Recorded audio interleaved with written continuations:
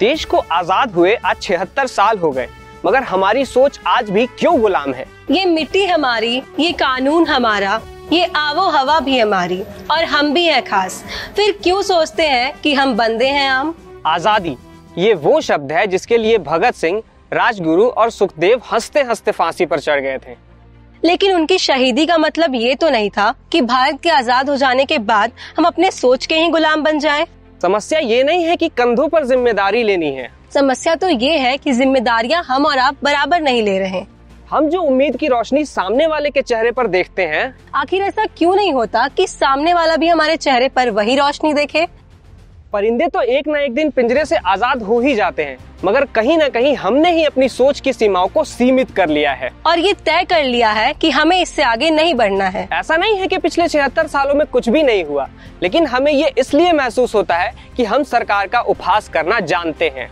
एक मिनट, हरित क्रांति हो या दुग्ध क्रांति, ये सब हमें कहाँ याद रहता है? हम तो एक परिवार को 10 बच्चे देकर अपनी रोटी पानी में आए दिक्कतों के लिए भी सरकार को जिम्मेदार ठहराते हैं। एमएसएमई में विकास और बैंकों के राष्ट्रीयकरण से हमें क्या लेना देना? अजी हम तो रेलवे का कंबल घर लाकर ज्यादा खुश रहते हैं। अगर लड़का कमाऊ है तो उसे दहेज दे दो, और अगर वो गरीब है तो उसे अपनी बेटी ना दो। यही नहीं, किसान अपने बच्चे से किसानी नहीं करवाना चाहता, क्योंकि इस सो कॉल्ड मॉडर्न जमाने की नई पीढ़ी ने नया टैग लोगों की लाइफस्टाइल पर थोप दिया है।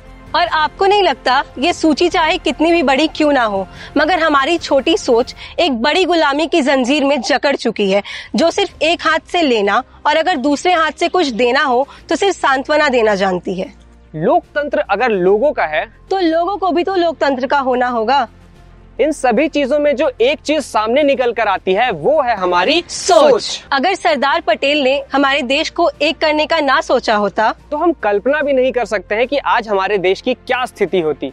आज किस काम की हमारी ये डिग्रियां जिसे हम लेते तो अपने देश में हैं, लेकिन योगदान जाकर विदेशों में दे आते हैं और अपने ही देश में मेहमान बनकर वीजा लेकर आते हैं। सरकार क्यों ना 20 लाख करोड़ की योजना बनाकर अपने देश को एक पटरी पर दौड़ाने की कोशिश करे, मगर हम तो जनसंख्या बढ़ाकर महंगाई पर हाय तौबा करेंगे। तो इस आजादी के दिन अपने सोच को स्वतंत्र कर और स्वच्छंद होकर अपने देश की प्रगति में योगदान करें।